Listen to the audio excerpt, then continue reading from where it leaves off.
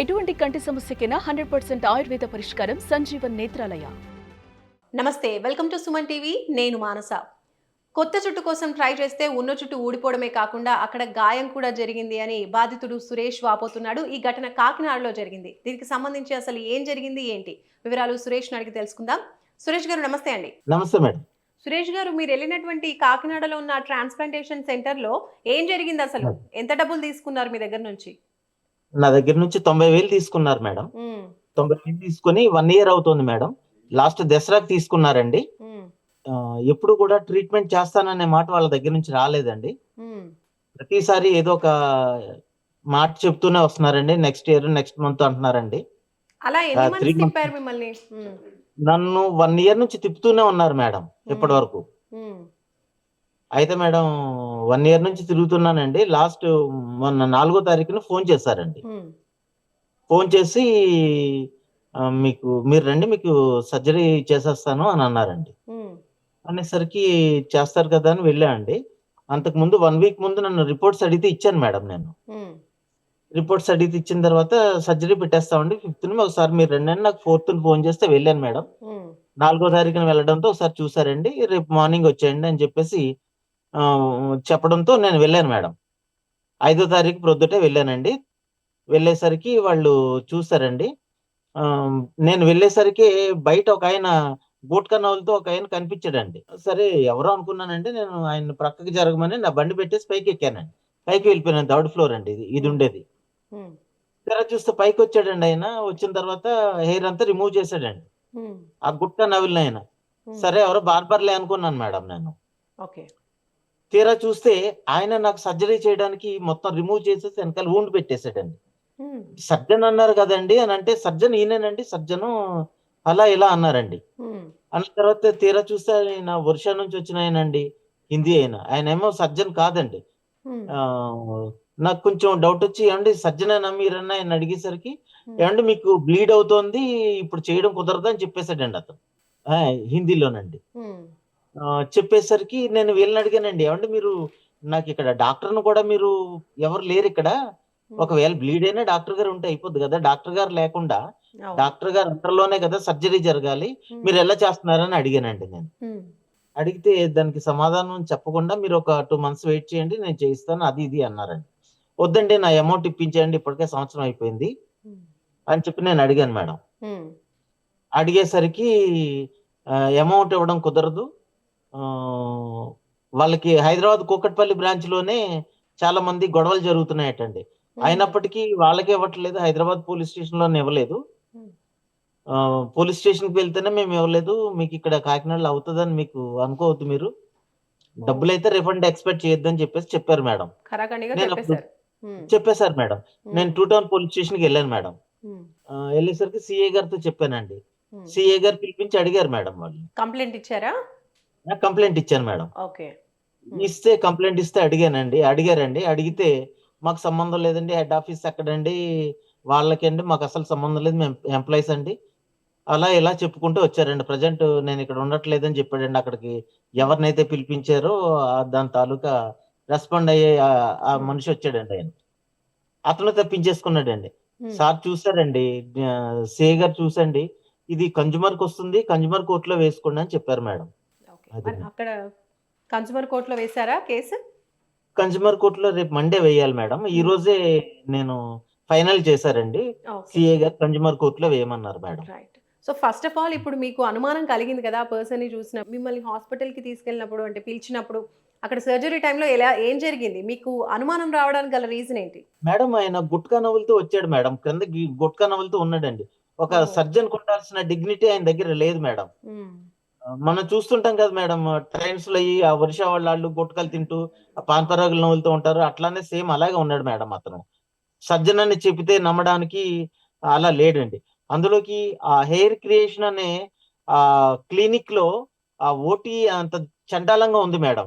అది మన ఒక రూమ్ లో జస్ట్ ఒక ఎగ్జామినేషన్ టేబుల్ ఉందండి, ఒక ల్యాంప్ ఒకటి ఉంది మేడం, అది ఊడిపోయేలాగా ఉందండి. ఆయనకి అసిస్టెంట్ గా కూడా ఎవరు లేరండి. అది ఇన్సులిన్ లోడ్ చేసుకునే ఇంజెక్షన్స్ లో లోకల్ అనస్థీషియా లోడ్ చేసుకుని ఒక 20 పెట్టేస్తున్నాడండి. అతను ఇష్టం వచ్చినట్టు చేసేస్తున్నాడు మేడం. నిజానికి అంటే మిమ్మల్ని ఇప్పుడు ఈ హాస్పిటల్‌కి వెళ్ళమని ఎవరు రిఫర్ చేశారు మీకు ఈ క్లినిక్‌ని? ఫేస్‌బుక్ లో చూసాను మేడం నేను. ఓహ్! ఫేస్‌బుక్ లో చూసి నేను వెళ్ళాను మేడం. హుహు. సో, అంటే మీరిప్పుడు ఏం కంప్లెయింట్ చేశారు? ఉన్న జుట్టు గూడా ఊడిపోయిందా ఇప్పుడు ఇచ్చినటువంటి ట్రీట్‌మెంట్ వల్ల?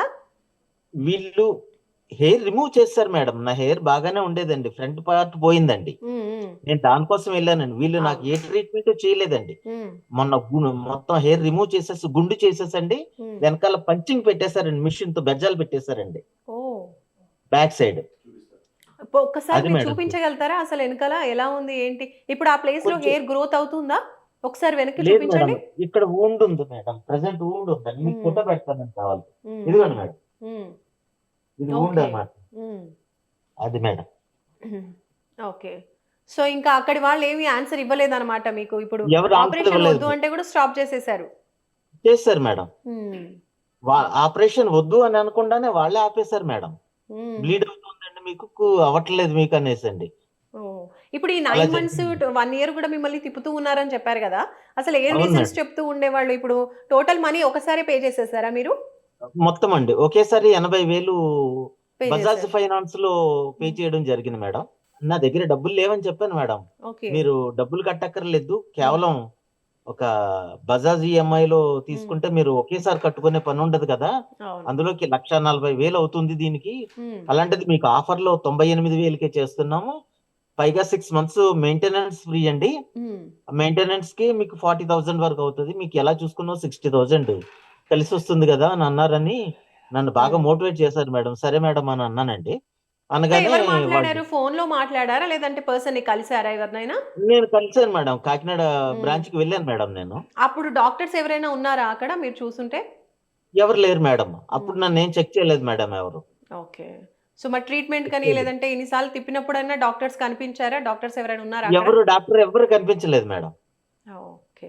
డాక్టర్ అనేవాళ్ళు వాళ్ళ క్లినిక్‌లో డాక్టర్ ఎవరు లేరు మేడం. హ్మ్. ఓకే. అదే సో, మేడం. మొత్తానికి అలా 1 ఇయర్ వరకు తిప్పుతూ ఉన్నారు.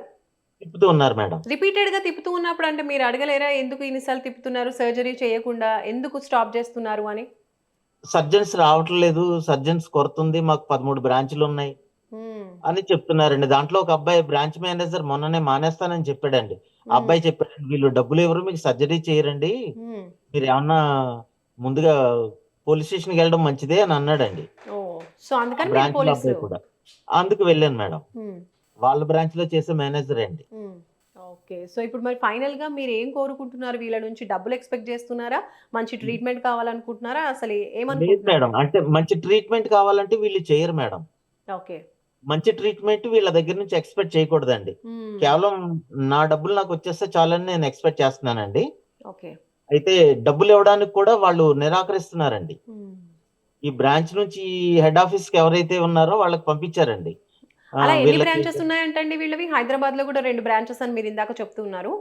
అవునట మేడం. హ్మ్. కూకట్పల్లిలో ఉందటండి. హ్మ్. ఆల్రెడీ అక్కడ గొడవ జరుగుతుందటండి. హ్మ్. ఎవరో క్లయింట్స్ సరిగ్గా వీళ్ళు చేసేది లేకండి. ప్రాపర్‌గా ఉండట్లేదని చెప్పేసండి. కాకినాడలో కూడా ఆల్రెడీ కంప్లెయింట్ ఇచ్చారటండి. నాకంటే ముందు ఎవరో. హ్మ్. ఓకే. వాళ్ళది అలాగే ఆపిన తర్వాత సర్జరీ చేశారటండి. హ్మ్. అది మేడం. అది నిన్న సీఏ గారు చెప్తున్నారండి. మీ మీద చాలా కంప్లెయింట్స్ వస్తున్నాయి. హ్మ్.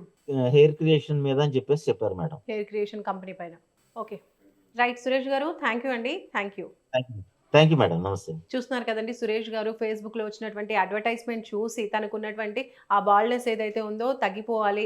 మళ్ళీ హెయిర్ రీగ్రోత్ కావాలి అన్న ఆశతో ఆ క్లినిక్‌ని అయితే అప్రోచ్ అవ్వడం జరిగింది. అయితే వాళ్ళు టోటల్‌గా అమౌంట్ అంతా ఒకటేసారి తీసుకొని చాలా సార్లు ఒక 1 ఇయర్ వరకు కూడా తిప్పడం అనేది జరిగింది. ఆ టైంలో కూడా కొన్ని టెస్ట్‌లు కండక్ట్ చేయడం అలా కూడా డబ్బులు వేస్ట్ అయిపోవడం జరిగింది అని టోటల్లీ 1,00,000 దగ్గరగా అమౌంట్ అయితే ఖర్చయింది. కానీ ట్రీట్మెంట్ అయితే ఏమాత్రం సరిగ్గా జరగలేదు. అండ్ ఈ విషయంలో పోలీసులను కూడా అప్రోచ్ అయ్యామని సురేష్ గారు చెప్తున్నారు. సో, ఇలాంటి విషయాల్లో కొంచెం అప్రమత్తంగా ఉండాలనేది మా వినతి. చూస్తూనే ఉండండి సుమన్ టీవీ. నమస్తే.